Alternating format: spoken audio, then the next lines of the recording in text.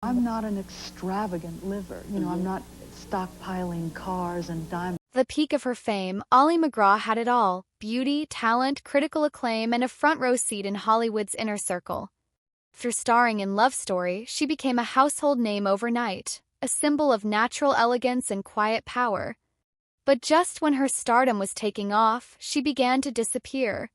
No scandals, no headlines, just a quiet fade from the spotlight that left fans wondering, what happened to Ali MacGraw?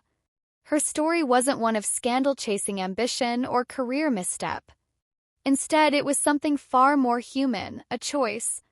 A decision to walk away from fame, driven not by defeat but by love. But the man she walked toward was no ordinary flame.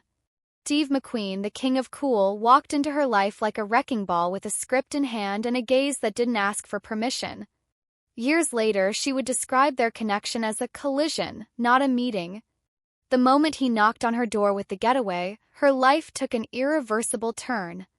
What began as a career opportunity quickly became an obsession, not just with a man but with the idea of living differently. The world saw a glamorous couple. Ali was quietly trading the red carpet for shadows.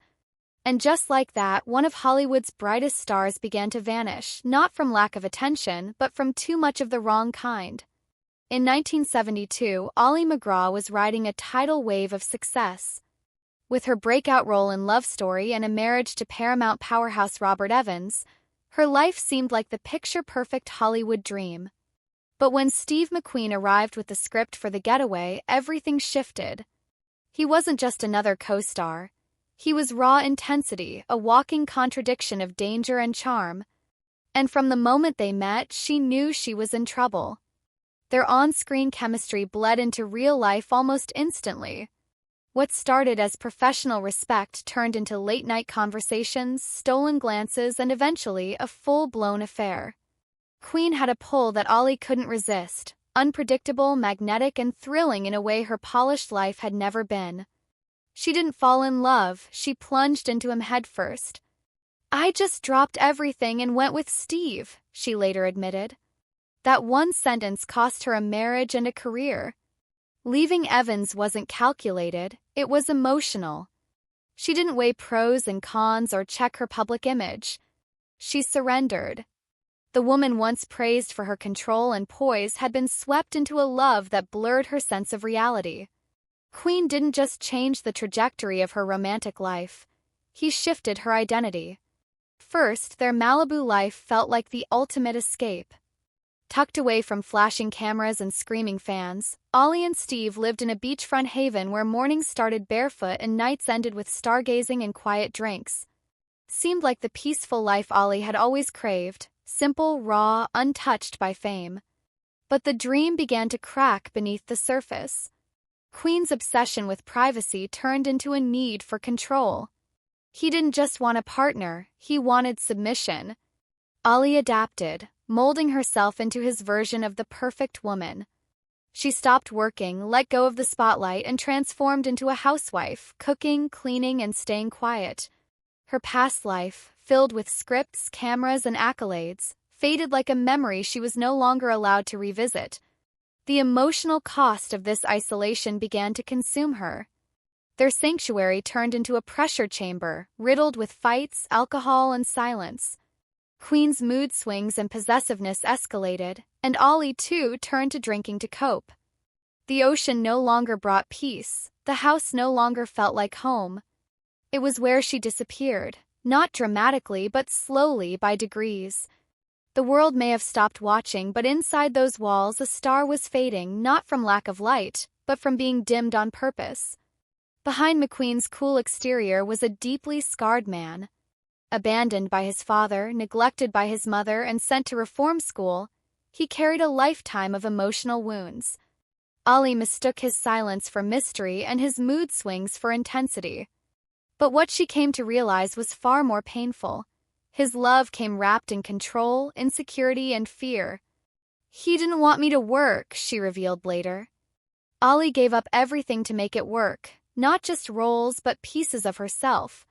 She stopped being the woman the world adored and became a version designed to please him.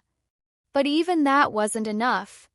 Queen's jealousy flared at the slightest attention Ali received, while he openly flirted and reportedly cheated. Infidelity crept in on both sides, not as rebellion but as signs of something broken. By 1977, it was all too much. The woman who had once stood on the world's biggest stages now stood at the edge of herself. When she walked away, she wasn't just leaving McQueen, she was leaving behind a life where her identity had been slowly erased. And when McQueen died 3 years later, the closure she hoped for never came. Instead, his death became a haunting, the end of a chaotic love story that had reshaped her completely but never truly set her free. Through Steve McQueen's death in 1980, Ali MacGraw found herself staring into the ruins of a life she no longer recognized. The spotlight had moved on, the roles had dried up, and the woman she once was had been swallowed by years of emotional compromise. Grief gave way to reflection, and reflection to reckoning. By 1985, she entered the Betty Ford Center, not just for alcohol but to confront the deeper patterns that had governed her life. She wasn't healing from a man, she was healing from herself. In therapy, she uncovered the roots of her self-erasure, a childhood shadowed by an alcoholic father and a desperate need to be loved at any cost. The revelations were painful but freeing. "I made up a kind of woman I thought would appeal to him," she admitted. That woman was gone now. Ali began to rebuild slowly, not for applause but for authenticity. She moved to New Mexico, choosing nature over fame, peace over performance. There, she painted, gardened, and finally breathed without asking permission. Today, Ali MacGraw isn't trying to reclaim stardom. She's claiming something far more valuable, herself. "I'm finally beginning to feel comfortable in my own skin," she said in 2024, and this time the words weren't meant for anyone's approval. Queen will always be a part of her story, but he no longer defines it. Her journey wasn't just about vanishing from Hollywood. It was about returning to a self that fame, love, and fear had almost erased. This wasn't a comeback, it was a resurrection.